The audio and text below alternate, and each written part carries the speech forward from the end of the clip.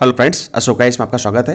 Friends, UPSC PYQ series में PYQ एक नज़र में हम जो है 2021 का पेपर देखने जा रहे हैं, साइंस टेक का। ठीक है, तो आप लोगों को इससे पहले भी वीडियोस हमने कई सारे डाल रखे हैं, 2013 से लेकर के 2021 तक के सारे प्रश्न डाल रखे हैं। ये 21 का लास्ट प्रश्न है, लास्ट टॉपिक है, मतलब साइंस टेक का। इसके बाद हम 2022 में आ जाएंगे। ठीक है, तो इससे पहले 2021 के सारे पेपर प्लस इसके बाद 2013 से लेकर के अभी तक के जो भी हमने प्रश्न किए हैं आप जाकर के देख सकते हैं। अभी हमारा एक और प्रोग्राम चल रहा है, डिटेल एनालिसिस, जिसमें हम क्या कर रहे हैं 2011 से लेकर के 2025 तक के सारे प्रश्नों का बहुत अच्छे से अध्ययन करेंगे, देखेंगे कि यूपीएससी कैसे प्रश्नों को करता है, कैसे देता है, उसका लॉजिक क्या रहता है। आपको वही चीजें टेस्ट सीरीज में नहीं मिलेंगी, ये चीजें आपको यहीं पर देखने को मिलेंगी डिटेल एनालिसिस में। मतलब प्रश्नों को यूपीएससी के प्रश्न देख करके ही हम बताएंगे कि इसमें लॉजिक कैसे लगता है। ठीक है, इसके साथ साथ हमको कहाँ पर बेसिक नॉलेज की जरूरत है, उस सीरीज की बात बता रहा हूँ, डिटेल एनालिसिस की। ठीक है, कहाँ पर यूपीएससी ने प्रगति को परिवर्तित किया।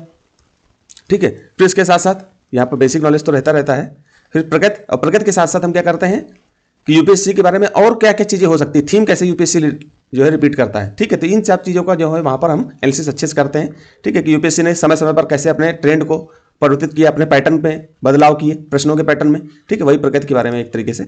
ठीक है, यहाँ पर जो हमारा पीवाईक्यू एक नजर है, ये एक नजर जो सीरीज चल रही है, कई बच्चे पुराने जुड़े होंगे तो आपको पता होगा कि ये इस सीरीज का मुख्यतः उद्देश्य क्या होता है कि हम थीम को बताते रहें कि थीम क्या है यूपीएससी की, फिर उसके साथ साथ प्रगति भी बताते हैं। ऐसा नहीं कि बिल्कुल छोड़ देते हैं, और प्लस बेसिक नॉलेज आपको मिलता ही मिलता है। यहाँ पर बेसिक नॉलेज का मतलब हम आंसर नहीं बताते, लेकिन आपको बेसिक नॉलेज का मतलब क्या चीज आपको अच्छे से पढ़नी चाहिए। ठीक है, मिलती यही तीन चीजें हैं, लेकिन हम यहाँ पर डिटेल एनालिसिस में क्या करते हैं, विस्तार से चीजें डिस्कस कर देते हैं, और एक नजर में जो है हम केवल आपको बताते हैं, उसका आंसर भी नहीं बताते हैं।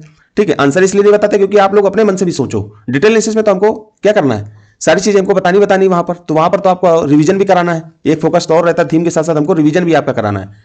ठीक है, इसलिए जब वो वहां पर हम थोड़ा सा डिटेल में चले जाते हैं, यहां पर हम सिंपल केवल थोड़ी सी चर्चा करेंगे, आपको प्रगति पता चलती जाएगी, बेसिक नॉलेज पता चलता जाएगा, थीम पता चलती जाएगी। अच्छा, इसमें एक चीज और है, कई बच्चों को मैं पहले भी बता चुका हूं कि इसमें क्या होता है कि कई बार बच्चे जब सीधे तैयारी करने लगते हैं हिंदी माध्यम के खास करके, तो क्या होता है कि जब सीधे तैयारी करने लगते हैं वो, तो होता क्या है कि यूपीएससी की जो पीवाईक्यू उनको देखा नहीं उन्होंने, अब पता नहीं किस साइड से इस साइड से एक तरफ बढ़ते चले गए। भाई ये तो सागर है, आपको दिशा भी तो पता ही नहीं चाहिए कि हमको किस दिशा में पढ़ना है। इसे पढ़ने के लिए तो बहुत कुछ है। तो आपके कई सारे मेंटर, अध्यापक, टीचर ये बोलते होंगे कि आपको जो है पीवाईक्यू देखना चाहिए, तो आपको पीवाईक्यू किस तरह देखना चाहिए ये भी तो पता होना चाहिए। तो वो मेंटर आपके ये सब बताते नहीं, तो इसीलिए हमने ये चीज अपने जो है एक्सपीरियंस से सोची समझी, और इसमें बहुत ज्यादा जो है ध्यान दिया गया, तब जाकर के ये सीरीज लाई गई है। तो आप लोग अगर इस सीरीज को देखोगे लगातार, तो जो बिगनर है खास करके, अगर वो सीरीज को देखेंगे तो उनको बहुत ज्यादा लाभ मिलेगा। बाकी जो कई साल से तैयारी कर रहे हैं वो भी देखेंगे तो उनको भी लाभ मिलेगा, क्योंकि कई बार क्या होता है कि यूपीएससी की तैयारी तो हम बहुत लंबे समय से कर रहे हैं, लेकिन हमने पीवाईक्यू कभी ठीक से देखा ही नहीं। तो पीवाईक्यू किस तरह से देखना है, उस सीरीज को हम लोग बहुत सोच समझ के ये सीरीज लेकर के आए। ठीक है, तो हम चलते हैं सीधे टॉपिक पर। तो टॉपिक क्वेश्चन को देखने से पहले हमको क्या देखना है, पहले सिलेबस देखना है, क्योंकि जो भी चीज हम पढ़ेंगे उसमें हमको सिलेबस बहुत अच्छे से देखना पड़ेगा। तो यहां पर जैसे आप प्रीलिम्स का सिलेबस देखोगे, जीएस 1 का जो पीटी का सिलेबस है उसमें जीएस 1 का सिलेबस देखोगे, तो वहां पर 7 नंबर टॉपिक में सिर्फ क्या लिखा है, समान ज्ञान। अब बताइए कि समान ज्ञान से आप जो है पीवाईक्यू के प्रश्नों को या आने वाले 2026 के प्रश्नों को, 27 के प्रश्नों को कैसे कर लोगे, तो हमको कैसे तैयारी करनी है अपनी। तो हम क्या करते हैं, मैंने जो अपना डेवलप किया कुछ चीजें, कि यूपीएससी जो है प्री के सिलेबस को तो डिफाइन नहीं किया, तो हमने सोचा कि कहीं तो दिया होगा यूपीएससी ने, तो मेरे दिमाग में आया कि जो मेंस का सिलेबस उसको देखते हैं। जब मेंस का सिलेबस देखा, जब मैं पढ़ाई करता था, तभी मैं बहुत लास्ट में सोच पाया ये चीजें। शुरुआती स्तर में तो मुझे भी नहीं पता थी, तभी तो मैं आप लोगों को बता पा रहा हूँ। ठीक है, तो जब मुझे लास्ट में पता चला कि ये जो है पीवाईक्यू के जो सिलेबस है, मतलब सिलेबस जो हमारे यूपीएससी का है, प्री में नहीं दिया, तो इसका मतलब मेंस में कुछ ना कुछ दिया होगा। तो मेंस का जब हम सिलेबस देखते हैं तो उसमें पता चलता है कि अच्छा, ये मेंस का सिलेबस सही बहुत सारी चीजें उठा देता है। अब देखिए यहाँ पर क्या दिया है, विज्ञान एवं प्रौद्योगिकी, विकास, अनुप्रयोग और रोजमर्रा के जीवन पर इसका प्रभाव। ठीक, हमने इसको बढ़िया से डिफाइन भी कर दिया है। ये मैं अभी यहाँ पर डिटेल नहीं बताऊंगा आपको, 2011 के पेपर में डिटेल एनालिसिस में हम ये चीजें इस विस्तार से चर्चा करेंगे। केवल मैं आपको दिखाने के लिए यहाँ पर लगा रखा हूँ, क्योंकि मैंने सब इसको बहुत ध्यान से जो है चीजों को इधर उधर करके खोज खाज करके कैसे लिखना है, ये सब चीजें यहाँ पर दी हैं। बस इसमें जो है जब मेंस का जब मैं पढ़ाऊंगा तो बस इतना करूंगा कि आपको हर पॉइंट में, जैसे नैनो टेक्नोलॉजी, तो नैनो टेक्नोलॉजी कम से कम क्या करूंगा कि 100 शब्दों का मटेरियल आपको दे दूं, या मान के चलो कि 20-20, 25-25 शब्दों का मटेरियल आपको दे दूं, जहां पर जैसा उचित लगेगा, कि जहां से यूपीएससी ज्यादा प्रश्न बनाता है मेंस के स्तर पे, तो वहां से क्या करो कि आप इन चीजों को यहीं से उठाओ और तुरंत भूमिका बना दो यहीं पर, कि अगर यूपीएससी ऐसे प्रश्न बनाएगा, अब देखना यूपीएससी इन्हीं शब्दों को घुमा घुमा कर प्रश्न पूछता है, क्योंकि चीजें लिमिटेड है, बस उनके पूछने का तरीका लिमिटेड है, लेकिन जो है वो अपने पैटर्न को घुमा घुमा करके आपको गुमराह करते रहते हैं। आप अगर उनको देख पकड़ लोगे ना, तो फिर आपको लगेगा अरे यार सिलेबस तो बहुत ज्यादा है नहीं। ठीक है, तो वो, लेकिन जब आप बहुत ज्यादा अध्ययन कर लोगे तभी पता चलेगा, ऐसे तो आपको बहुत ज्यादा लगेगा कि बहुत ज्यादा सिलेबस है। खैर हम चलते हैं, तो आप देखिए यहाँ पर प्रश्न देखिए, सिंपल प्रश्न पूछा है ठीक है। तो अब देखिए इसके लिए अब जैसे बॉल गार्ड प्रौद्योगिकी दी है टेक्नोलॉजी, ठीक है, ये किससे संबंधित है? आपके एक तरीके से बायोटेक्नोलॉजी से संबंधित है। ठीक, तो बायोटेक्नोलॉजी आपके सिलेबस में कहाँ है? प्रीलिम्स में तो कहीं लिखा नहीं है। तो प्रीलिम्स का नहीं दिखा तो हम कहाँ जाएंगे? सीधे सीधे मेंस के सिलेबस में जाएंगे। यहाँ पर 12 नंबर टॉपिक में बायोटेक्नोलॉजी साफ साफ लिखा हुआ है। अब ये प्रश्न हमको कैसे पता चला कि हमने सिलेबस देखा, सिलेबस के साथ साथ हमने करंट अफेयर पर फोकस किया, क्योंकि यूपीएससी ने अभी तक के यूपीएससी की पीवाईक्यू देख करके हमें ये पता चला कि यूपीएससी करंट साइंस टेक में, एनवायरमेंट में, बेसिक के साथ साथ अगर कुछ चीजें जहां पर लगती है तो बेसिक, बेसिक के साथ साथ करंट अफेयर पर ज्यादा फोकस करके प्रश्न पूछ रहा है। ठीक, बेसिक को भी मिला देता है। अब तो 2023 के बाद से पैटर्न ऐसा आ रहा है कि चीजें मिक्स हो रही हैं। मिक्स कैसे हो रही हैं कि जैसे मान लो ये क्वेश्चन है, उन्होंने कोई क्वेश्चन पूछा तो वो क्वेश्चन को रखेगा, इसके बाद वो प्रश्न के उत्तर लिखेगा, एक कथन विकल्प लिखेगा, दो कथन और तीन कथन, तीन विकल्प बनाए, इसके बाद कूट रखेगा।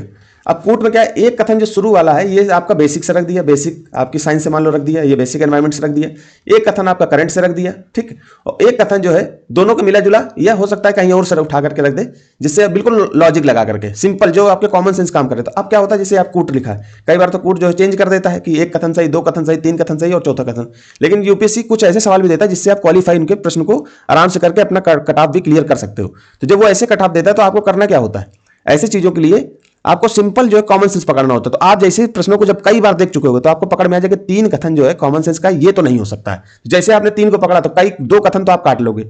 हालिया संदर्भ में बता रहा हूं 2023 के बाद के पैटर्न का, सारे कथन एक बार में नहीं कटेंगे, क्योंकि शुरू में 2019 20 21 22 तक एक कथन पकड़ लेते थे, सारे कथन हो जाते थे कि एक कथन तीन गलत तो इसका मतलब सारा आंसर आ गया मेरा। लेकिन अब क्या होता है, दो कथन में आप फंस जाओगे। दो कथन में भी आप ध्यान से देखोगे तो पहला और दूसरा, तो पहला करंट अफेयर, मान लो करंट अफेयर आपने नहीं पढ़ा तो पहला कथन छोड़ करके दूसरा कथन आपका बेसिक है। तो बेसिक की तो अपेक्षा रखता है ना यूपीएससी, तो बेसिक आपको पता होगा तो दो और तीन कथन आप ऑटोमेटिक ऐसे करके ठीक कर लोगे।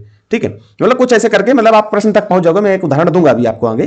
ठीक है, अभी प्रश्न में दिखाऊंगा, अभी तो मैंने केवल आपको एग्जांपल के थ्रू ऐसे बातें बताई हैं। ठीक है, तो हम चीजें सीधे चलते हैं।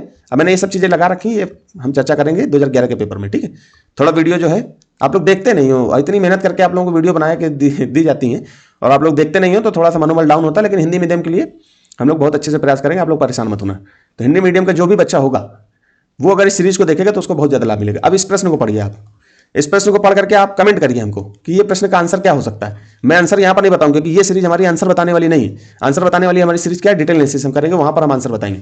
यहां पर क्या है कि सिंपल आपको समझना है बॉल गार्ड। अब बॉल गार्ड आप साइंस टेक बायोटेक्नोलॉजी में पढ़ते होंगे बॉल गार्ड क्या होता है। ठीक है, ये करंट अफेयर में भी बीच बीच में चलता रहता है। इसी के साथ में जब भी ऐसी बात आए तो तुरंत वहीं पर बीटी बैगन पढ़ लो। ठीक है, बीटी कपास पढ़ लो। ठीक है, फिर इसी के साथ साथ जीनोम सीक्वेंसिंग भी पढ़ लो।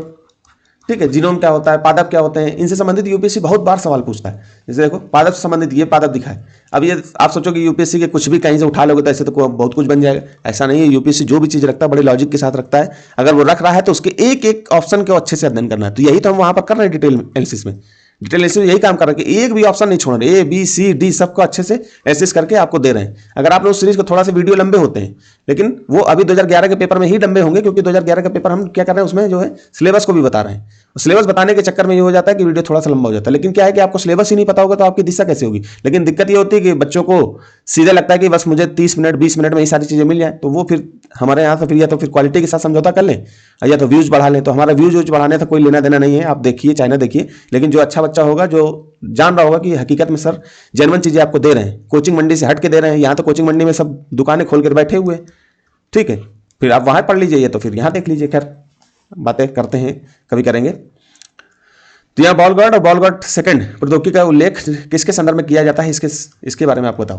तो ये फसली पादप का कॉलोनी प्रवर्धन के लिए, आनुवंशिक रूप से रूपांतरित फसली पादपों के लिए, पादप वृद्धिकर पदार्थों के उत्पादन के लिए, जैव रूपों का उत्पादन के लिए। अब ये क्या है, इसमें लॉजिक लगाओगे तो आपका उत्तर आप आसानी से मिल जाएगा। इसमें यहाँ पर हम उत्तर नहीं बताएंगे, केवल आपको ये बता रहे हैं कि आपको बॉल गार्ड और बॉल गार्ड 2 इनके बारे में जाकर के आप अच्छे से देखना ये कौन सी टेक्नोलॉजी, ये बायोटेक्नोलॉजी में आएगा कि नैनो टेक्नोलॉजी में आएगा, किसके बारे में। ये करंट अफेयर में चलता है तभी यूपीएससी पूछता है, ऐसा नहीं पूछ लेता कि कुछ भी उठा के पूछ ले। पूछने के लिए तो उसके पास बहुत कुछ है, जिस दिन वो अपने में आ गया तो आप बता ही नहीं पाओगे। लेकिन होता क्या है कि वो जो करंट अफेयर में चल रहा है तो वो उसी चीजों को बेसिक से जोड़ करके पूछता है कि अगर आप करंट अफेयर में भी चीजें नहीं पढ़े हो तो बेसिक से कभी ना कभी तो दिमाग लगा के पढ़ा होगा अपने सिलेबस को। ये चीजें करता है। खैर चलते हैं आगे। अब देखिए आनुवंशिक रोगों, अभी क्या है कि जनजातियों के लिए जो है एक प्रोग्राम चल रहा है, जनजातियों के लिए genome project, genome sequencing project. अभी 3-4 महीने पहले काफी चर्चा में था। ठीक है, जीनोम सीक्वेंसिंग प्रोजेक्ट। अब इसके बारे में आप जाकर के पढ़ो। यूपीएससी क्या होता है कि जो आदिवासी होते हैं उनमें जो है आनुवंशिक बीमारियां जो है एक वंश से दूसरे वंश में फैलती चली जाती है आनुवंशिक बीमारी, मतलब अपने उनके माता पिता से बच्चों में आती हैं, बच्चों से फिर उनके बच्चों में जाती हैं। तो इसको रोकने के लिए सरकार क्या कर रही है, जीनोम सीक्वेंसिंग प्रोजेक्ट को स्टार्ट किया उन्होंने। तो गुजरात ऐसा राज्य था जिन्होंने ऐसा स्टार्ट किया। तो यूपीएससी पूछ सकता है ऐसे सवालों को, तो आपको थोड़ा सा ध्यान रखना है।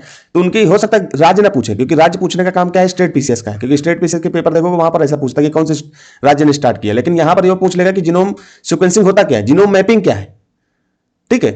तो ये जो है प्रोजेक्ट पहले भी चर्चा में रहे हैं, अभी भी चर्चा में है, तो यूपीएससी ऐसे चीजों को पूछ लेता है। अब देखिए यहाँ पर आनुवंशिक रोगों, वही चीज फिर पूछ लिया। अब ये चलती रहती है करंट में, तभी यूपीएससी पूछ लेता है, ऐसे थोड़ी कुछ भी उठा के पूछ लेगा। और ये बेसिक भी है, तो बेसिक चीजें जब अच्छे से पता होंगी, करंट अफेयर में मान लो कोई सूचना आप भूल भी गए तो उससे कोई फर्क नहीं पड़ता है, ठीक है। तो आनुवंशिक रोगों के संदर्भ में कथनों पर विचार कीजिए। अंडों के अंतापात्र इन विट्रो निषेचन से या तो पहले या बाद में सूत्रकण का प्रतिस्थापन, इंग्लिश में भी लिखा माइटोकॉन्ड्रियल रिप्लेसमेंट चिकित्सा द्वारा सूत्रकण का रोगों माइटोकॉन्ड्रियल डिजीज को माता पिता से संतान में जाने से रोका जा सकता है। अब सही है कि गलत है, आप लोग बताइए, ठीक। किसी संतान में माइटोकॉन्ड्रियल रोग आनुवंशिक रूप से पूर्णतः माता से जाता है, ना कि पिता से। माइटोकॉन्ड्रियल के बारे में आपको पता होगा, तो ये आपकी माता की तरफ से ही ये बच्चों में जाता है, तो इसको ध्यान रखना, ठीक है। अब ये चीजें आपको पढ़नी है, यहाँ पर मैं यहाँ पढ़ाऊंगा नहीं, जब हम डिटेल एनालिसिस लेकर के आएंगे तो इसके विषय में विस्तार से बताएंगे एक एक चीज। वहां पर बताने में मुझे अच्छा भी लगता है, यहाँ पर मैं अपने आप को रोके रहता हूँ कि चलो बताऊंगा नहीं, क्योंकि आप लोग कम से कम इसी बहाने क्या करें, अपने को पीवाईक्यू के थ्रू पीवाईक्यू देखें, कम से कम इसी बहाने आप पीवाईक्यू देखेंगे तो आपको बहुत ज्यादा लाभ मिलेगा। अब इसमें पढ़ना क्या होता है, जैसे माइटोकॉन्ड्रियल जो है डिजीज, इसके बारे में पढ़ो। माइटोकॉन्ड्रियल रिप्लेसमेंट क्या होता है, इसके बारे में थोड़ा सा पढ़ो। इन विट्रो फर्टिलाइजेशन क्या होता है, ये पढ़ो। यही चीजें तो हैं। जब आप आनुवंशिक रोग क्या होते हैं इनके बारे में पढ़ो, यही चीजें तो हैं जो यूपीएससी फिर से पूछ लेगा। अब हमेशा पूछता है, ऐसे ही पूछता है। ऐसे क्या होगा कि आपका रिवीजन हो गया। अब यही तो थीम है, यही थीम तो मैं बता रहा हूं। किसी संतान में माइटोकॉन्ड्रियल जो डिजीज होती है आनुवंशिक रूप से पूर्णतः माता से आती है। अब कई लोग क्या करेंगे यहाँ पर, जैसे कई बार आपको जो है टीचर्स आजकल जो है यूट्यूबर बताने लगे पूर्णता के आधार पर हटा दीजिए।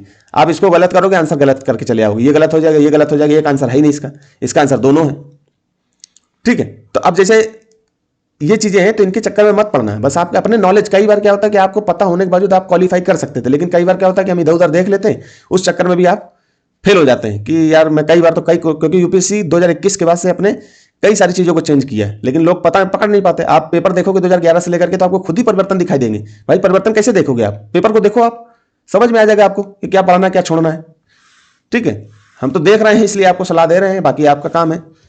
अब देखिए, ये देखिए यूपीएससी बिल्कुल सिंपल पूछ रहा है, R2 व्यवहार संहिता, R2 व्यवहार संहिता। आप बताओ, ये जो है भले आप नहीं पढ़े होगे, लेकिन आप थोड़ा सा भी अगर कॉमन सेंस लगाओगे कि R2 का मतलब क्या होता है, अब आपको पता है कि जब पूरा पढ़ लोगे तो आपको समझ में आ जाए क्या है। निम्नलिखित में से किसके अंगीकरण को प्रोत्साहित करने के लिए R2 व्यवहार संहिता, व्यवहार में संहिता का मतलब क्या होता है, नियम। R2 का मतलब क्या होता है, 2 R होंगे, R+R होंगे, ऐसा कुछ होगा, ठीक है। आपके व्यवहार में ये नियम को लागू करना है, आपके व्यवहार में ये चीजें आ जानी चाहिए। R2 code of practices, English में भी लिखा है, साधन उपलब्ध करती है। अब इसमें ऑप्शन पढ़ो, इलेक्ट्रॉनिक पुनर्चक्रण को इंग्लिश में क्या कहते हैं, रिसाइकलिंग। तुरंत उनका इंग्लिश भी देखा करो, तो उससे क्या होगा कि आपको ऐसे कोड मिलाने में काम आएंगे। रिसाइकलिंग यहाँ लिखा है, रिसाइकलिंग यहाँ। फिर रान फिल्म कन्वेंशन के अंदर अंतरराष्ट्रीय महत्व की आर्द्रभूमियों को इंग्लिश में क्या कहते हैं, उसके बारे में देखो।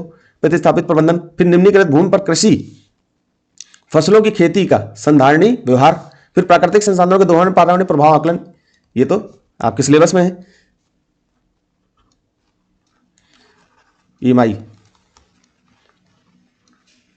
ठीक है, ऐसा कुछ होता है, इसके इंग्लिश में देखना, पर्यावरण प्रभाव आकलन। तो इसके बारे में अब देखो, आपको रिसाइकलिंग यहां मिला, तो कहीं ना कहीं आपको खुद समझ में आ रहा होगा कि इलेक्ट्रॉनिक पुनर्चक्रण उद्योग में पर्यावरणीय दृष्टि से विश्वसनीय व्यवहार, मतलब ऐसा व्यवहार अपनाना कि अपने ही रिसाइकलिंग करके कई भाई प्लास्टिक उत्पादन हो रहा है बहुत ज्यादा, ठीक है। अब क्या हो रहा है कि इलेक्ट्रॉनिक उत्पाद आप बेच रहे हो, लेकिन कई बार क्या होता है, इलेक्ट्रॉनिक मान लो मोबाइल बेचे, मोबाइल को फिर से रिसाइकिल करके उसके कुछ पार्ट जो अच्छे हैं उसको यूज कर लिए, तो इसका कुछ ऐसे ही समझ में आ रहा होगा। अब ये तकनीकी चर्चा में चलती, नहीं पढ़े हो लेकिन परेशान नहीं होना है। जैसे आपने इन चीजों को देखा तो आपके कई सारे क्वेश्चन करंट अफेयर के ऐसे ही हो जाएंगे। करंट अफेयर के चक्कर में बहुत ज्यादा पीछे भागने की जरूरत नहीं है, ठीक है। थोड़ा सा आप साल भर, क्योंकि भाई इतना ज्यादा वास्ट जो है करंट अफेयर आता है, सिलेबस है करंट अफेयर का, तो आप कवर नहीं कर सकते। बस आपको मोटा मोटा जानने की जरूरत है कि ये चीजें हैं, बस आप उसको पढ़ते रहिए। एक कोई मैगजीन को फॉलो कर लीजिए, आपका आराम से हो जाएगा। डेली जो है न्यूज़पेपर पढ़ते रहिए, बस इतना काम कर लीजिए आप। अब बहुत ज्यादा, अब जैसे कई लोग क्या कर रहे हैं, अब जैसे जैसे पेपर नजदीक आ रहा है, कई बार भाग रहे हैं कि मैगजीन पढ़ लें, ये पढ़ लें, वो पढ़ लें। इस चक्कर में मत पढ़ना, बेसिक चीजों को बार बार पढ़ो। बेसिक नॉलेज जैसे आप बढ़ाओगे, आपके क्वेश्चन आपके होने लगेंगे, ठीक। तो हम चलते हैं आगे। अब देखो सिंपल पूछा, एडिनो वायरस खांसी जुकाम में यूज होता है। यूज क्या होता है, मतलब खांसी जुकाम करता है। एकल तंतु सिंगल स्टैंडर्ड डीएनए का एक संजीन या जीनोम होते हैं, जबकि रेट्रोवायरस में द्वितंतु डबल स्टैंडर्ड जीनोम होते हैं, ठीक है। कभी कभी सामान्य जुकाम एडिनो वायरस के कारण होता है, जबकि एड्स जो होता है वो रेट्रोवायरस के कारण होता है। अब आपको ये सब पता होगा, आराम से ये कर लोगे क्वेश्चन। अब आपको करना क्या है, यहाँ पर एडिनो वायरस के बारे में पढ़ो, सिंगल स्टैंडर्ड डीएनए क्या होता है, डबल स्टैंडर्ड डीएनए क्या होता है, आरएनए से देखो कि ये आरएनए ही होता है क्या सिंगल, डबल वाला तो डीएनए ही होता है, ये क्या होता है, ठीक है। बेसिक चीजें पढ़ो इनमें। अब यही चीजें देखना है, अब ये देखना है कि एडिनो वायरस से खांसी जुकाम के साथ साथ और कौन कौन से ऐसे वायरस है जो, और कौन कौन से चीजें, जैसे रेट्रो वायरस है, यहाँ पर दिया भी है रेट्रो वायरस, इससे क्या होता है, एड्स होता है, एचआईवी होता है, इसमें क्या अंतर है, एड्स में क्या अंतर है, एचआईवी में क्या अंतर है। इस तरह से जब देखोगे तब आपको जाकर के चीजें समझ में आएंगे। ये पीवाईक्यू से ही देखी जा सकती हैं अच्छे से, पीवाईक्यू देख करके ही आप एनालिसिस कर सकते हो। अब इसके बाद जब जैसे आप पढ़ने जाओगे, जैसे आपने आप तुरंत जो है मैगजीन पढ़ना शुरू किया करंट अफेयर की, साइंस एंड टेक का पार्ट उठाया, तो आपको उस पार्ट में समझ में आया कि यूपीएससी ने इससे सवाल पूछा है, इस तरह के सवाल फिर से पूछ सकता है। तो इसलिए आप उसको तुरंत हाईलाइट करोगे कि ये पार्ट को मुझे इंपॉर्टेंट जो है इंपॉर्टेंस देनी है, ठीक है। समझ में आ गया। इस तरह से आप आगे चलते हैं हम। किसी प्रेशर, अब ये सामान्य क्वेश्चन है, सामान्य है बिल्कुल, ऐसे प्रश्नों को तो आप बिल्कुल ऐसे ही कर लोगे। अब इसके लिए क्या आपको विशेष रूप से क्या पढ़ने की जरूरत है। लगभग यूपीएससी के 50 क्वेश्चन, 40 से 50 क्वेश्चन ऐसे होते हैं जिनको आप लॉजिक से आराम से कर सकते हो, और ज़्यादा ही क्वेश्चन होते हैं। मैंने तो इतने देखे, तो मैं तो इतना बता रहा हूँ, इससे ज़्यादा आप लगभग 60% क्वेश्चन जो ऐसे कर सकते हो। आप अगर ध्यान से दिमाग लगाओगे तो आराम से कर लोगे, क्योंकि वो लॉजिक रख करके ही आपको क्वेश्चन बनाने के लिए ऐसे बोलते हैं, ठीक है। तो इसको पढ़ना आप, तो यहाँ पर आपको पढ़ना है, इसमें पढ़ने के लिए कुछ नहीं, केवल आपको टेम्परेचर के बारे में थोड़ा देखना है, फिर प्रेशर कुकर कैसे काम करता है थोड़ा सा उसको देख लेना है। ऐसे आप प्रेशर कुकर को ही नहीं, दोबारा ऐसा प्रश्न तो नहीं आएगा, लेकिन आप जैसे पानी पी रहे हो, आरओ चल रहा है आपके घर में रूम पे, तो ऐसे आरओ फैन चलता है, तो ऐसा क्या है, थोड़ा सोचा करिए कि ऐसे यूपीएससी पूछ लेता है, तो थोड़ा हमको एलईडी बल्ब कैसे काम करता है, इन सब चीज़ों को जब देखोगे तो आपको खुद ही समझ में आ जाएगा, ठीक है। ज्वाला का मतलब यहाँ टेम्परेचर बढ़ाने से है, ज्वाला का तापमान बढ़ाना घटाना, ये आप अपने स्तर से देखो, पढ़ ही देता हूँ मैं। किसी प्रेशर कुकर में जिस तापमान का खाद्य पकाए जाते हैं, जिस तापमान पर, जैसे मान लो किसी टेम्परेचर पर खाद्य पकाया जा रहा है, वह मुख्यतः किस पर निर्भर करता है, ढक्कन में स्थित छिद्र का क्षेत्रफल। जो प्रेशर कुकर है, ये मान लो प्रेशर कुकर है आपका, ठीक है, ये आपका प्रेशर कुकर, ये सीटी लगी हुई है इसमें, ये ढक्कन लगा हुआ है, ठीक। अब इसमें जैसे आपने चढ़ा, ये सीटी आपकी इसका क्षेत्रफल निर्धारित कर देगा कि खाना पकेगा कि नहीं, किस तापमान पर पकेगा, ठीक है। ज्वाला का तापमान, ढक्कन का भार, ढक्कन अगर क्या होगा, सामान्यतः सोचो कि ढक्कन अगर भारी नहीं हुआ तो फट भी सकता है, तो ऐसा कुछ सोचा करो, जब दिमाग लगाओगे तो क्वेश्चन आप आराम से कर लोगे, ठीक है। तो बहुत ज्यादा साइंस के चक्कर में नहीं पढ़ना है कि हमको साइंस की स्पेशल नॉलेज की जरूरत है, सिंपल आप एनसीईआरटी पढ़े हो, बेसिक चीजें पढ़े हो, तो आप आराम से कर लोगे। आगे चलते हैं हम। जल किसी अन्य द्रव की अपेक्षा अधिक पदार्थों को घोल सकता है। जल जो है, मान लो कि लिक्विड है, ये क्या करता है, अन्य द्रव जो और कोई द्रव है उनकी अपेक्षा इसको आसानी से घोल सकता है पदार्थों को। तो क्यों घोल सकता है, इसकी क्या प्रकृति द्विध्रुवी है, यह ऊष्मा का सुचालक है, इसकी विशिष्ट ऊष्मा का मान उच्च होता है, या हाइड्रोजन का एक ऑक्साइड है। अब इसमें यह सोचो, सिंपल सोचना है कि कोई चीज अगर घोली जाएगी तो उसके लिए क्या जरूरत है, ऊष्मा का सुचालक से इसका क्या लेना देना है, विशिष्ट ऊष्मा का मान से कुछ लेना देना है क्या, इसका समानता सोचना है, या हाइड्रोजन का एक ऑक्साइड, इससे क्या लेना देना है क्या। आपको खुद समझ में आ जाएगा कि आंसर इसका कुछ और होगा, ये पढ़ते पढ़ते ही आएगा। जब आप पीवाईक्यू कई बार देख लोगे तो आपको लगेगा कि यार जितना हम इस अंदर डीप जाके पढ़ाई कर रहे हैं, उस डीप जाके पढ़ाई से हमको कोई लेना देना नहीं है, सिर्फ सामान्य जानकारी से प्रश्न होते चले जा रहे हैं, ठीक है। आगे चलते हैं हम। अब देखिए यूपीएससी हर बार जीवाणु, कवक, विषाणु, मैंने कई बार बताया, इससे पहले भी मैंने दिखाया प्रश्न साइंस एंड टेक में, एनवायरमेंट में भी कई बार रख देते हैं इसको, लेकिन मैं साइंस टेक में आपको कई बार बताया कि यूपीएससी इससे हर बार सवाल पूछता है। तो आपको जीवाणु के बारे में अच्छे से पढ़ना है, कवक के बारे में पढ़ना है, विषाणु के बारे में पढ़ना है, इनके बारे में अच्छे से आपको पढ़ना है, ठीक है। अब देखिए इसमें ऊपर किन्हें कृत्रिम या संश्लेषण के माध्यम से संवर्धित किया जा सकता है। किन्हें कृत्रिम उसमें मतलब एक तरीके से, ये उस समय पूछा गया जब कोविड वैक्सीन को लेकर के बड़ा विवाद वो चल रहा था, और ये हर साल पूछा जाता है क्योंकि चलता ही रहता है, खांसी जुकाम बुखार फूल, क्योंकि हम जिस क्षेत्र में रहते हैं यहाँ पर आसपास उष्णकटिबंधीय के आसपास वाला क्षेत्र जो है, गर्म वाला क्षेत्र है, आर्द्र वाला क्षेत्र है, यहाँ तो ऑटोमेटिक आपको ये सब देखने को ही मिलेगा, ठीक है। ज़्यादा बैक्टीरिया, कवक, ये सब यही इसी क्षेत्रों में तो मिलते हैं आपको। अब देखिए ये पद्धति काफ़ी चर्चा में थी, AS2। अब इसके चक्कर में कई टीचर आपको बोलेंगे स्पेशल पढ़ना चाहिए, अरे ये पेपर में रहता है, और जब कभी कोई चीज़ पहली बार यूपीएससी जब पूछेगा तो सिंपल पूछता है, क्योंकि इसके बारे में आपको उन्हें पहली बार दिया। जब इसी के बारे में आप दोबारा पूछेगा तो आपसे अपेक्षा होगी कि उसने आपने पीवाईक्यू को देखा होगा, इसके बारे में अच्छे से पढ़ा होगा, तो अब स्पेशल करके पूछ लेगा। अगर दोबारा अगर ऐसा कुछ करंट में चल रहा होगा और यूपीएससी का मन होगा कि पूछ लें, ठीक है। तब इस किससे संबंधित है AS2, अनुवांशिक रूप से रूपांतरित फसलों पादपों में इंट्रोड्यूस्ड जीन। अब इसके बारे में पढ़ो कि अनुवांशिक रूप से जो रूपांतरित पादप होते हैं उनमें जीन कैसे इंट्रोड्यूस किया जाता है। फिर भारत के निजी उपग्रह संचालन प्रणाली का विकास, अब ये क्या है, अब इससे भी तर्क लगाओ कि जो निसार सैटेलाइट है उसके बारे में क्या हमें पढ़ना चाहिए, कैसे पढ़ना चाहिए, निसार सैटेलाइट क्या है, ये अभी तक की जो है सबसे महंगी सैटेलाइट है, ठीक है।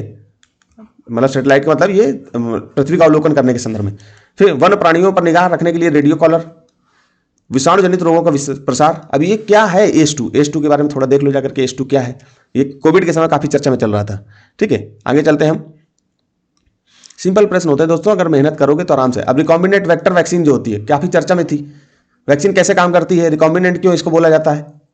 फिर इसी समय आरटीपीसीआर चल रहा था, इसके बारे में भी यूपीएससी ने प्रश्न घुमा घुमा करके पूछा, मतलब डायरेक्ट नहीं, मतलब लेकिन कहीं ना कहीं पूछने की पूरी संभावना बनी रहती है, पूछा भी है। ठीक है, इस वैक्सीन के विकास में आनुवांशिक इंजीनियरिंग का प्रयोग किया जाता है। जीवाणुओं विषाणुओं का प्रयोग वेक्टर के रूप में होता है।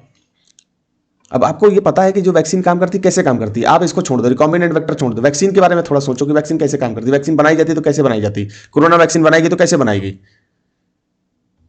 समझ में आया। तो इसमें आनुवांशिक इंजीनियरिंग क्या होती है, ये सब चीजें बेसिक हैं, ये तो आपको पढ़नी पड़ेंगी। बायोटेक्नोलॉजी आप पढ़ोगे तो ये सब पढ़ोगे, इनसे यूपीएससी बहुत सवाल पूछता है, तो आपको बायोटेक्नोलॉजी अच्छे से जाकर पढ़ना ही है, बेसिक से। पहले एनसीईआरटी पकड़ो, अगर 2026 का पेपर नहीं देना है आपको तो आप एनसीईआरटी पकड़ो, एनसीईआरटी से पढ़ना स्टार्ट करो। इसके बाद जो है आप क्या करोगे, एनसीईआरटी जब आप अच्छे से पढ़ लोगे तो इसके बाद जो है करंट अफेयर पे आ जाओ। करंट अफेयर और सिंपल एक बुक, कोई भी किसी भी कोचिंग इंस्टीट्यूट की पकड़ लो, या कोई भी ऐसी बुक हो, चर्चा हो, मैंने वैसे बता रखी है, बुक लिस्ट की वीडियो डाल रखी है, आप जाकर के अगर मैंने जो सुझाव दिया अगर उसको फॉलो करना चाहो तो कर सकते हो। ठीक है, आगे चलते हैं। अब देखिए बिस्फेनॉल ए, बीपीए कुछ चिंता का कारण है, निम्नलिखित में से किस प्रकार के प्लास्टिक। अब देखिए यूपीएससी ने खुद ही बता दी कि बीपीए प्लास्टिक का है, से संबंधित है। प्लास्टिक के उत्पादन में एक संरचनात्मक स्ट्रक्चरल मुख्य घटक है। अब आप ये बताओ कि जो प्लास्टिक की बोतलें होती हैं उन्हीं में ये बीपीए यूज होता है। अब ये थोड़ा कुछ चर्चा में भी काफी रहता है। अब आपको बताओ, उस समय आपको पता 2020-21 के समय पॉलीथीन बंद करने का, प्लास्टिक उत्पादन को बंद करने का बड़ा जो है चर्चा में चल रहा था। अब जो आप सिंपल अगर दिमाग लगाओगे, थोड़ा पढ़ाओगे, जैसे बोतलें होती हैं, डिब्बे होते हैं, इनमें प्लास्टिक को जो है कठोर बनाने के लिए इसका यूज किया जाता है। अब इसके बारे में और पढ़ लेना, मैं तो सामान्य बता रहा हूँ क्वेश्चन को कैसे सॉल्व करना है। अब जैसे आपने कठोर मतलब प्लास्टिक है उसको आप टाइट करोगे तभी तो आप इसमें वस्तुओं को रख पाओगे। मान लो ये डिब्बा, इसमें टॉफी रखनी, टॉफी रख दिया, इसमें पानी भरना है, पानी भर दिया, क्यों होता है, कोई ना कोई तो ऐसा कठोर पदार्थ होगा। अब इसमें निम्न घनत्व वाले पॉलीएथिलीन हो सकता है, भाई नहीं पता हमको, मैं सामान्य बता रहा हूं जो साइंस बैकग्राउंड के नहीं, उन बच्चों को कैसे साइंस के क्वेश्चन सॉल्व किए जा सकते हैं यूपीएससी के। पॉलीकार्बोनेट, अब कार्बोनेट जब आया तो थोड़ा सा दिमाग रखना कि कार्बोनेट पूछ रहा है, इसके बारे में थोड़ा सा दिमाग रखना। Polyethylene, terephthalate, polyvinyl chloride. अब इनके बारे में मुझे नहीं पता, लेकिन मैं थोड़ा सा यहाँ कार्बोनेट पे आकर रुक गया। मैं खुद भी जब सॉल्व कर रहा था तभी मेरे दिमाग में आया कि पॉली, इसको मैंने अलग कर दिया, पॉली प्लस कार्बोनेट। ठीक है, मैंने हल्का अलग किया। अभी क्वेश्चन सही है कि नहीं आप दिमाग लगाना, ठीक है, मैं आंसर अब वो तो पता ही चल जाएगा। अब क्या होता है कि जैसे आपको पता है ना कि जो क्या बोलते हैं समुद्रों में कौन होती है, शैवाल होती है, पता है ना, प्रवाल के बारे में पता है। तो उनकी जो चट्टानें होती हैं वो कैल्शियम कार्बोनेट की बनती हैं, ठीक, बनाते हैं तो कैल्शियम कार्बोनेट से क्या होती है, मजबूत बन जाती हैं। तो ऐसा कुछ दिमाग लगाओ, वहां पर हर तरीके से 365 डिग्री में दिमाग घुमाना पड़ेगा ऐसे प्रश्नों करने के लिए। इसके लिए आप क्या है कि आप नॉलेज के चक्कर में मत पड़ो, नॉलेज आप एक सीमा तक ले लो। ऐसा नहीं कि बिल्कुल आप नॉलेज बिना लिए सोचो कि हम आपको मलाई मलाई दे दें, आप सोचो क्वेश्चन सॉल्व कर लोगे। आप जितनी मेहनत मैंने करी है, इतनी मेहनत आपको करने के लिए इतने दिन आपको पढ़ना पड़ेगा। लेकिन हम क्यों आप इतने दिन पढ़ना चाहते हो मेरी तरह, आप 2 साल 1 साल से ज्यादा मत पढ़ो, बेसिक नॉलेज लो और क्वेश्चन सॉल्व करो, निकल जाओ आराम से। अब हमारे पास दुर्भाग्य रहा कि हम नहीं पूर्णतः सफल हो पा रहे, तो हम आपको जो है बता रहे हैं कि आप सही तरीके से गाइडेंस लो और निकल जाओ। ठीक है, आगे चलते हैं। तो ऐसे क्वेश्चनों को किया जाता है जब वहां पर कॉमन सेंस। अब ये सब कैसे होगा, एक यकायक नहीं होगा कि आप परीक्षा हॉल में गए और क्वेश्चन सॉल्व कर लिए, यकायक बिल्कुल नहीं होगा। आपको करना क्या है कि आपको जो है खुद से पहले से पीवाईक्यू को बार बार देखना है, बार बार देखना है, बार बार देखना है। जब बार बार देखोगे तो ये चीजें अपने आप हो जाएंगी, आपको पता ही नहीं चलेगा कब चीज डेवलप हो गई। अब क्वेश्चन सॉल्व करके चले आए, जब पेपर में नाम आ जाएगा तब पता चलेगा अच्छा ये ऐसा भी हो गया, मुझे तो यकीन ही नहीं हो रहा। आगे चलते हैं। फिर ट्राइक्लोसिन, निम्नलिखित में से किसमें ट्राइक्लोसिन के विद्यमान होने की सर्वाधिक संभावना है, इसके लंबे समय तक उच्च स्तर के प्रभाव में रहने का हानिकारक माना जाता है। अब ट्राइक्लोसिन के बारे में मैं ये नहीं कहूंगा कि इसमें कॉमन सेंस लग जाएगा, ये क्या है चर्चा में चलते हैं, करंट अफेयर में चर्चा में चल रहा होगा, आपके दिमाग में आया तुरंत ये सही हो जाएगा। अब इसमें कौन सी सामग्री, आप इसको देखना, खाद्य परीक्षक, पुनः प्रयुक्त प्लास्टिक के पात्र, फल पकाने वाले पदार्थ, प्रसाधन सामग्री। अब इसमें से तो आपको ये देखना है, अलग अलग देखना है। खाद्य परीक्षक के लिए सेल्फ लाइफ बढ़ाने के लिए, फूड की सेल्फ लाइफ बढ़ाने के लिए क्या इस्तेमाल किया जाता है, ठीक है, कौन सा प्रिजर्वेटिव डाला जाता है, वो बॉडी में नुकसान करता है, उसके बारे में थोड़ा देखना। फल पकाने के लिए कौन से पदार्थ, पीसीएस में पूछ लिया सीधे सीधे। तो ये जो यहाँ के सवाल होते हैं ना, तो स्टेट पीसीएस भी इनको उठा उठा कर पूछता है। प्रसाधन सामग्री, ठीक है, फिर इसके बारे में, अब जैसे प्रसाधन सामग्री में क्या क्या आता है उनके बारे में, जैसे देख लो कि कोई शैम्पू इस्तेमाल आप करते हो तो उसमें जो हैंड वॉश इस्तेमाल करते हो उसमें क्या होता है जो नुकसानदायक होता है, तो यूपीएससी ऐसी चीजों को ध्यान रखता है। ठीक है, पुनः प्रयुक्त प्लास्टिक के पात्र, पुनः प्रयुक्त दोबारा यूज करने वाले प्लास्टिक के पात्र, ऐसा क्या है, तो ट्राइक्लोसिन के बारे में आपको अच्छे से देखना है थोड़ा सा। लेकिन इनके ऑप्शन में देखो, दोबारा नहीं पूछेगा, अगर चर्चा में हुआ तो भले इसके बारे में दूसरा कथन अच्छे से बनाएगा, रिपीट नहीं करेगा सेम टू सेम, लेकिन इसके बारे में कुछ अच्छे से लिख देगा। 2-3 कथन में, क्योंकि ये पहली बार पूछ चुका है, दोबारा इसमें स्पेशल में जाएगा वो, थोड़ा सा कि आपने इसके बारे में पढ़ा होगा। जब फर्स्ट टाइम पूछता है तो वो ऐसा पूछता है कि आपको हल्का फुल्का पता है, आप आंसर तक पहुंच जाओगे। ठीक है, तो इनके चारों ऑप्शन के बारे में आपको अच्छे से देखना है, यही तरीका होता है पढ़ने का। अब ये थीम देखना, अगले साल मैं फिर बताऊंगा कि रिपीट होगी, 2022 का पेपर कराऊंगा, फिर बताऊंगा कैसे रिपीट करती है। फिर आगे हम चलते हैं। खगोलीय दूरियां प्रकाश से, ये सिंपल है, आप पढ़ते होगे, आप तो बता ही लोगे। खगोलीय दूरियां प्रकाश वर्ष में मापे जाने के कारण निम्नलिखित में से कौन सा है? प्रकाश वर्ष में क्यों नापी जाती है? तारकीय पिंडों के बीच की दूरियां परिवर्तित नहीं होती, तारकीय पिंडों का गुरुत्व परिवर्तित नहीं होता, सदा प्रकाश सदैव सीधी रेखा में यात्रा करता है, प्रकाश की गति स्पीड सदैव एक समान होती है। अब इसमें से क्या सही है, इसके बारे में सही आंसर देखो, फिर तारकीय पिंडों के बारे में थोड़ा देख लो।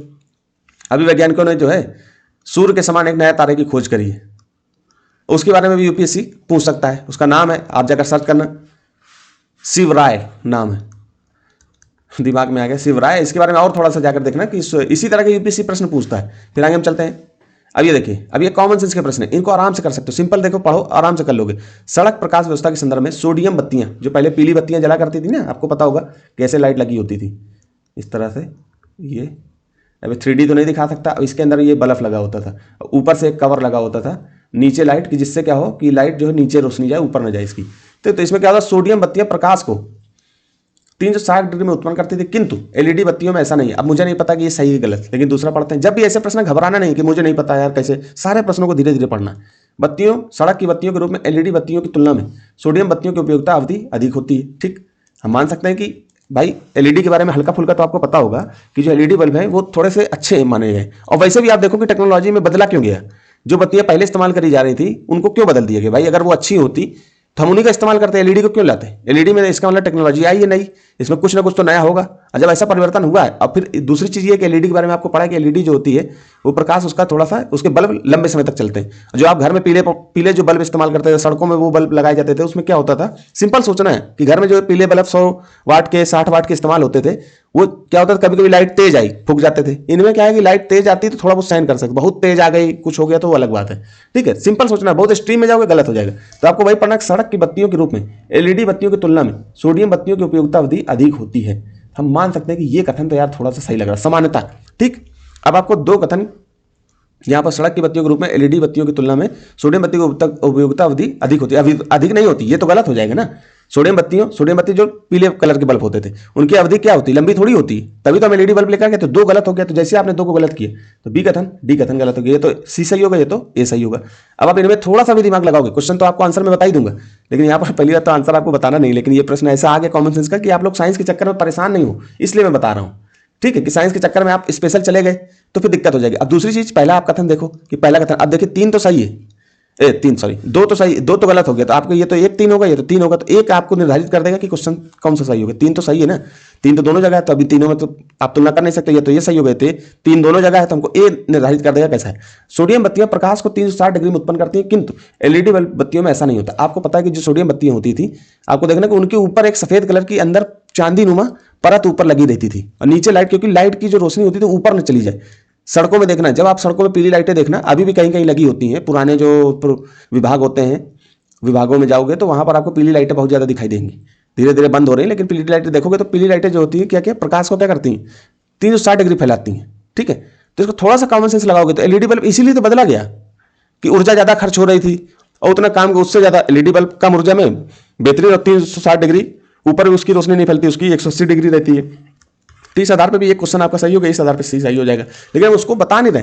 लेकिन ऐसे प्रश्नों को स्पेशल आप इसके लिए क्या पढ़ोगे क्या जाकर के एलईडी के बारे में? आप सामान्यतः घर में इस्तेमाल हो रही है एलईडी, तो इसके बारे में थोड़ा बहुत तो देखना पड़ेगा ना कि इस्तेमाल हो रही है, तो आपका दिमाग जाना चाहिए एलईडी में क्या है। पहले सीपीएल बल्ब आता था, एक सीएफएल आता था, है ना, सीएफएल, वो सीएफएल बल्ब क्या होता था, अब वो बंद हो गया, फिर उसकी जगह एलईडी आ गई।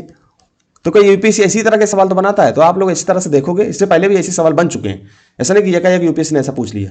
ठीक है, तो आगे हम दिखाएंगे आपको, तो परेशान नहीं होना कि करंट अफेयर के चक्कर में भागना, इधर उधर मत भागो। सिंपल एक मैगजीन फॉलो करिए, एक अखबार फॉलो करिए, बहुत ज्यादा डीप में मत जाओ। जब अगर ऐसे प्रश्न, कई बार ऐसे प्रश्न आएंगे जो किसी को नहीं आएंगे, तो उसमें घबराना नहीं, सिंपल पढ़ना है, जो आ जाएगा बस उसे पढ़िए, उतने से आपका कट ऑफ क्लियर हो जाएगा। 50 से 60 क्वेश्चन आपको करने हैं, 50-60 आराम से हो जाते हैं। ठीक है, तो फिर दोस्तों यहीं तक रखते हैं, धन्यवाद।